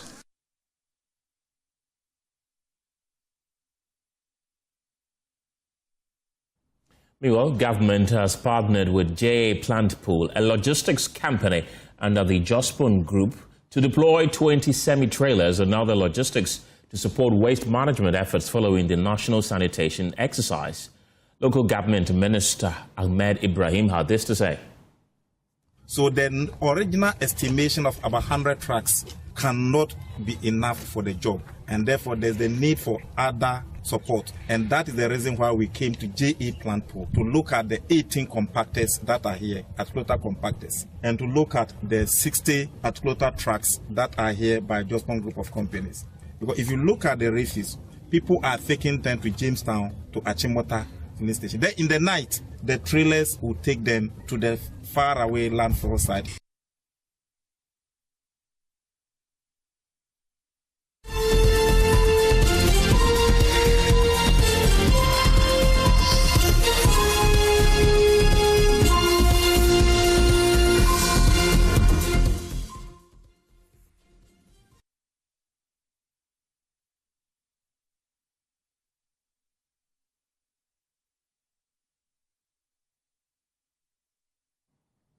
And all is set for the 2026 Financial Architecture Summit as the National Banking College prepares to bring together policymakers, regulators, financial institutions, fintech companies, academia, and development partners to discuss the future of Ghana's financial system. Well, the summit comes at a critical time when digital innovation, regulatory reforms, and emerging risks are rapidly shaping the financial landscape. Organizers say the goal is to develop practical solutions for building a stable, inclusive, and technology-driven financial sector that can support Ghana's long-term economic growth. But what exactly does this summit seek to achieve, and why should Ghanaians pay attention? Well, joining me on Zoom right now is Na Ajili Bano, who is the coordinator of the Treasury Management, to help us better understand the significance of this year's conference. Na, grateful for your time this evening. What is the Financial Architecture Summit 2026? And really, many will ask, why is it important? Now you would have to unmute your microphone so I can hear you. Good evening, and thank you for having me. Yes, the National Banking College, in partnership with the Sika Financial Group, is organizing the Financial Architecture Summit, which is slated for this Wednesday, 15th July, at the La Palme Royal Beach Hotel. And now this summit is a critical moment for us because, we know what is happening now. We see fraud cases on the rise. We see how technology is improving and how everybody is coming on board. So we've organized this to have policymakers, regulators, people from the financial institutions, fintech, cybersecurity, people from academia to meet together and discuss ways of improving our financial architecture. And the aim of this is to create a stable, inclusive, and technology-driven sector, especially at a time when digitalization and regulatory changes are coming with emerging risks in our space. And we've noticed over the past years, even this year, many of these organizations, people in the fintech space, cybersecurity space, they have their own events where they organize a program sharing there. But the college is bringing them all together, okay, so we can have a holistic discussion on what is happening here, now, and in the future. And the theme for this year is innovating for sustainability. What really does it mean, stability?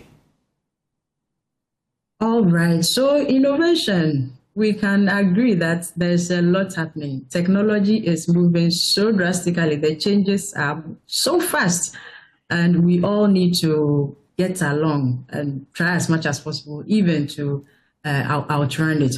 So we are going to talk about how digital technologies are making financial services more accessible, and then the accompanying risks with all these innovations we are going to or we are experiencing. And we know that we need governance in that space. We need governance in that space. We need to regulate the space. Without regulation, everything goes haywire. So innovation is happening, but there has to be someone or an institution that can pull the brakes when things are going overboard. That's what we mean by innovating for stability. Okay. At the end, we're innovating, but our economy, our architecture should be stable, so everybody, moves along with it. Okay. And I'm curious to know, why are central banking and digital finance really central to this year's discussion? Definitely. The central bank is the regulator of the financial space, we all know. And I doubt there's any organization in Ghana which doesn't have a finance unit. So finance is very critical for every business. And we need the central bank's regulations to manage things in that space. We know digital payments, the rise of blockchain, Bitcoin, mobile money, AI, fintech. There's so much happening in the space.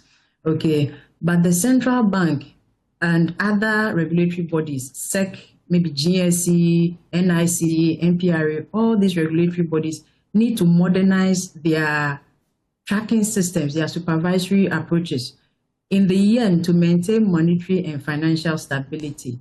When that is done, people like me and yourself, yes, who enjoy the system, we have more trust in our financial sector. So that is why we need the central bank's involvement in the digitalization going on in our time. Now, let's look at another thing. What is the meaning of, quote, the new architecture of Ghana's financial future?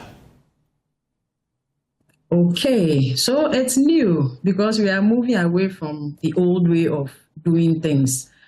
Formerly, we didn't have Momo. Now Momo is here, and it looks like it's here to stay indeed. Okay, not only that, but now you may not even need to walk to a bank to make payment or walk to a bank to withdraw money. Everything is digitalized. So there's newness in everything. All these are powered by different kinds of technology. Okay. And looking into the future, there are going to be more things coming up, but we need to integrate our systems to cater for these new kinds of technology. We can speak of sustainable finance, ESG, things relating to ESG. We can think of cybersecurity, how fraud is on the rise now, what consumers need to pay attention to protect and safeguard themselves and their institutions. So even in the newness of the technology, there has to be newness in supervision, newness in building regulatory frameworks around these kinds of technology we have in our time. And what makes the Financial Architecture Summit different from other financial conferences? That's interesting because there are people who say these are top shops. I can bet anyone hearing me, listening to me right now, if you are a board, a director, a CEO, a supervisor, a manager of any company in Ghana, please, this will not be like any other conference or summit you've attended. Okay, we are looking at the future, where the world is heading, where Ghana is heading, where the future really is. Okay, so it is for that reason we have government officials who will be present on that day. We'll have people in academia, I mentioned again, heads of financial institutions, the regulators themselves will be there on that day. And then we are going to have very meaningful panel discussions where we hear directly from all these people. Mind you, when the directors meet to discuss their strategic plans for their organizations, those decisions mostly are made from data and information. This summit will be a place for information. Okay. So come hear first-hand information so that when you go back to your organization, you can make very good decisions that will move your organization forward. Right. Okay. And like I mentioned, every important person in that space will be there. Of course, we can't take away the networking opportunities this event will offer. So come one, come all. Now, finally, and very briefly, what message would you like to leave with the industry, the financial industry, and the general public? Thank you. So what I would like everybody to know, the world is moving. The future is coming, and we need to be ready for it. If you're a business person, this is the place to be. Come one, again, come all, and let's deliberate. the policymakers will be there to listen. They listen. Thankfully, we have a very transparent central bank right now where the governor listens to what goes on and then they can take their decisions from there. So please come, they will be there to listen and then we can have a fruitful dialogue. And finally, before I leave, let me take the opportunity to say thank you to our partners, our sponsors. We have the Sika Financial Group, we have Mobile Money Fintech Limited, we have Zenith Bank, we have the Central Bank, and we are very grateful for all these organizations, including members of the Association of Ghana Industries. Thank you. Now, there's no time on the flyer. What time is the program? Okay, so we are going to have it on the 15th of July, 2026, which is this coming Wednesday. It will be at the La Palm Royal Beach Hotel, and we are starting at 9 a.m. Okay. But 9 a.m. is 9 a.m. So if you will be present, all those who are registered, all those who will be present, by 8:30, please do well to be there so you can go through a seamless registration process. Right. Sit down, settle, and then we kickstart the event at exactly 9 a.m. Thank you very much for your time this evening. Na Ajele Bano is the coordinator of the Treasury Management. In other stories this evening, miners have besieged the wetlands of Ashrain, polluting the Subin River, in an activity they describe as a cooperative initiative endorsed by the Responsible Cooperative Mining and Skills Development Program. The miners, working just inches away from the Bekwai-Esiwa Road, have so far failed to produce any mining licenses, with the exception of a letter signed by the Deputy Coordinator of RCOMSDEP, George Dadzi Jr. Traditional authorities tell Joy News the miners have failed to provide the needed mining licenses but have brought in armed thugs to continue mining. Erastus Asaridonko reports. Just at the edge of Ashrain, a small farming community in the Bekwai district of Ashanti region, excavators are busily attacking the wetlands. The mining activity is happening inches away from the Bekwai-Esiwa Road. The only thing separating this illegal activity from the tarred road is this fencing of roofing sheets. The EPA's environmental assessment regulations prohibit destructive activities, including mining in environmentally sensitive areas like wetlands without thorough environmental impact assessments and special authorization. Mining in and around wetlands such as river basins and marshes requires explicit approval per the Water Resources Commission Act 1996, Act 522. But Joy News sources within the Ashraini Traditional Council indicate no such licenses have been adduced by the miners. The only document shown to them is a letter signed by Deputy National Coordinator for COMSDEP, George Dazi Jr., authorizing mobilizing of equipment to go on site for cooperative mining. A cooperative mining with no indigene as a shareholder, no EPA permit, and no mining license from the Minerals Commission. But already, the Subin River has been polluted, the wetlands gone, and mining inching closer to the main road.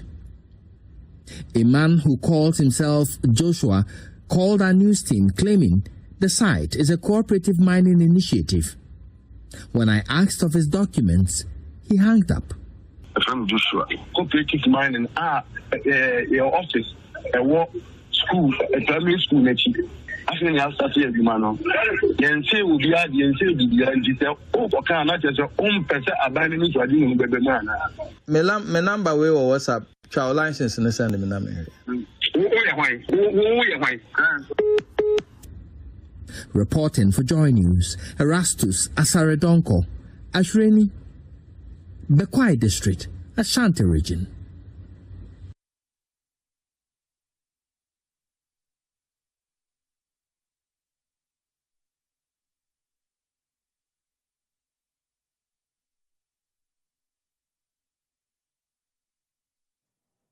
The Ministry for the Interior says it has turned 73 assets linked to drug trafficking as parts of efforts to strengthen the country's fight against organized crime.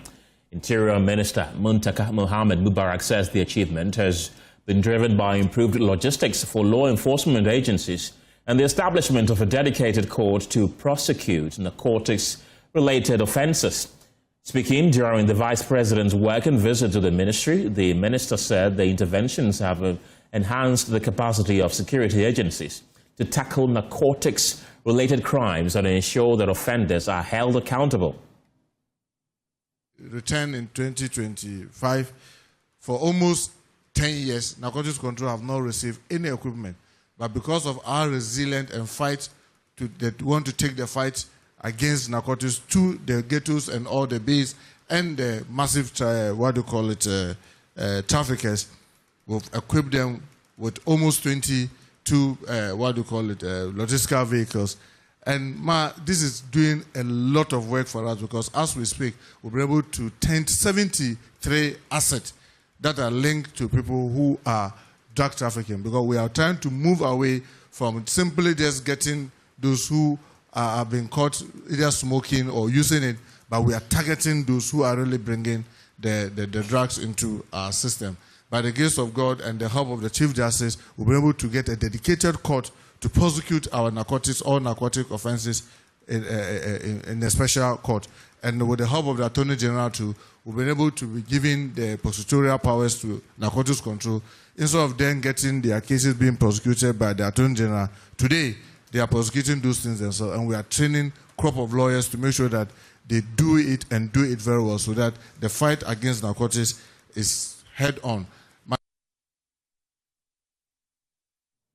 That's the Minister for the Interior, Mohammed Muntaka Mubarak, and my colleague Michelle Latte was at that event, and she's joining me in the studio with more. Michelle, the Minister said government is also making significant progress in reforming the country's correctional system.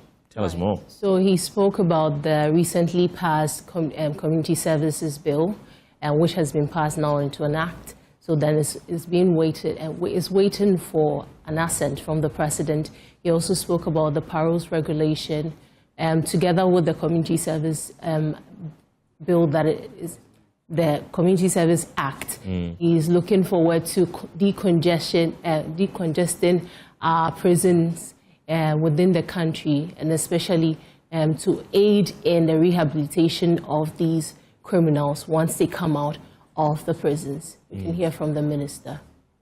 Service bill passed into an act, waiting for assent. And Madam, you know the importance of this community service. It's something that this country has been struggling for the past 34 years since we came into constitutional rule in 1992. By the grace of God, now it's been passed into an act. We've also been able to get the parole regulation in Parliament. Is now counting days. We are very sure in the next, I think so far it has done about 15 days, leaving about 6 days to get the 21 sitting days. The Community Service Bill, together with the parole regulation, is what we hope to going to transform our correctional services drastically, because then it's going to help reduce congestion in our prisons. I mean, try to help inmates to improve their lot. We were also able to get the Public Holidays Amendment Act passed, where now holidays that are not religious or religious link work towards the weekend, to prolong the weekend. That is helping our tourism industry and then our entertainment industry. In terms of And Michelle, it was the Vice President who paid a working visit to the Ministry for the Interior. What did she say? So the minister the Vice President has been encouraging the ministry, especially to take key note of public education, because she believes that that is one way to restore public trust in the security agencies. I know from the past incidents that have been happening, police brutality, even recently on our own journalists, all these actions that are being taken against civilians. She says that there's a need to really train everyone to get to understand the work of the security agencies, and thereby going to increase the trust people have in these agencies. We can listen to the Vice President. Right. But you see, the major issue, or one of the major issues, I think, has to do with public trust. The public must have faith in us. They must have so much faith in us that they want to collaborate with us because they believe in what we are doing. That in the end, it's about their own safety. So the perceptions are important. They may not even have any basis in objective reality, but they are important. We must be friendly.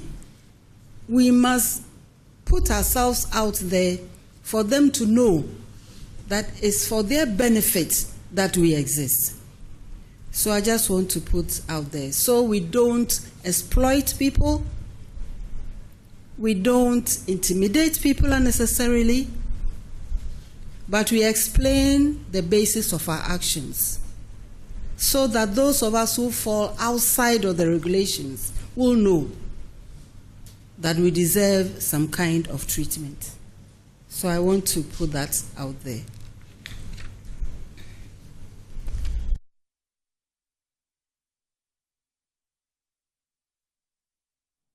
Right, Michelle Latte is still with me. Michelle, aside from the Interior Ministry, where else did the Vice President go to? So, Ken, the Vice President was also at the Ministry of Environment, and there, I mean, it's a working visit, so definitely you would hear about all the challenges.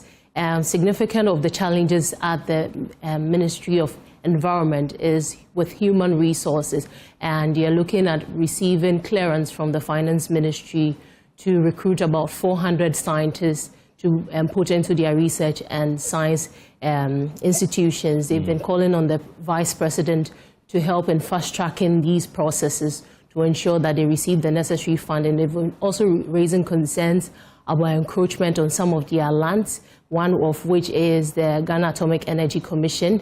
They have problems with encroachment. They've been appealing for funds to help in building fence walls to ensure that there's no encroachment on state assets. So that in general has been what has been going on with the Vice President's tour.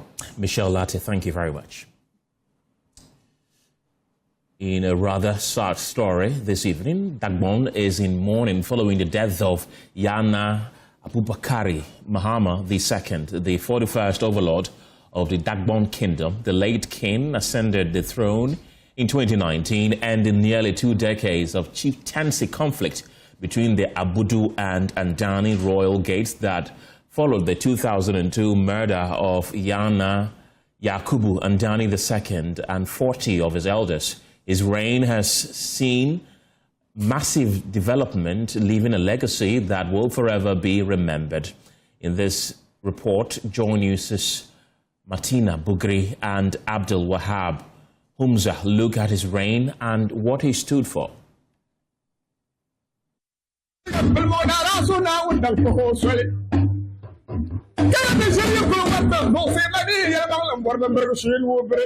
Dagbon has lost a mighty tree. The lion of Africa is quiet now. The royal drum has fallen silent, and a pillar of tradition has passed. The entire kingdom is mourning after the death of the Yana, its revered king. In every traditional area, chiefs, elders, and citizens are grieving a monarch whose leadership and presence defined the kingdom. As traditional rites begin, according to Dagbon custom, people are paying their last respect and waiting for a word from the palace. This is more than the loss of a king. It is the loss of a symbol of unity, heritage, and authority. The late Yana Aboagye Mahama II became the 41st Yana, succeeding Yana Yakubu Andani II after nearly 2 decades of protracted chieftaincy dispute between the Abudu and the Andani royal families. Yana Aboagye Mahama II, before he ascended the throne, served as the chief of Pumpunu before moving to occupy Savelugu Skin in 2014. His leadership at Savelugu earned him recognition for his commitment to traditional governance, community development, and the promotion of peace. The journey of Yana Abukari Muhammad II to the highest traditional office in Dagbon followed years of conflict over the murder of Yana Yakubu Andani II and his successor. After years of mediation led by the government and eminent chiefs led by Otumfuo Osei-Tutu II, the two sides agreed to a roadmap for peace. It was under that agreement Yana Abukari II was obtained by the kingmakers of Dagbon. On 18th of January 2019, he was enskinned with his king name Yana Abukari II at the Biwa Palace. His enskinnment was witnessed by thousands of people, traditional rulers, government officials, religious leaders, and representatives from across the country. The event signified a major milestone in peace-building history, ending years of uncertainty surrounding the Dagbon throne. Yana Abukari Muhammad II will be remembered for promoting peace, unity, and development in Dagbon. He also championed education and youth development, agriculture, and economic development in his kingdom. His reign symbolized a new era of reconciliation and rebuilding after years of conflict. A great king has answered his maker's call, yet what he stood for will forever live in the heart of people of Dagbon. The report was filed by Martina Bogri and Abdul Wahab Yumza Yakubu.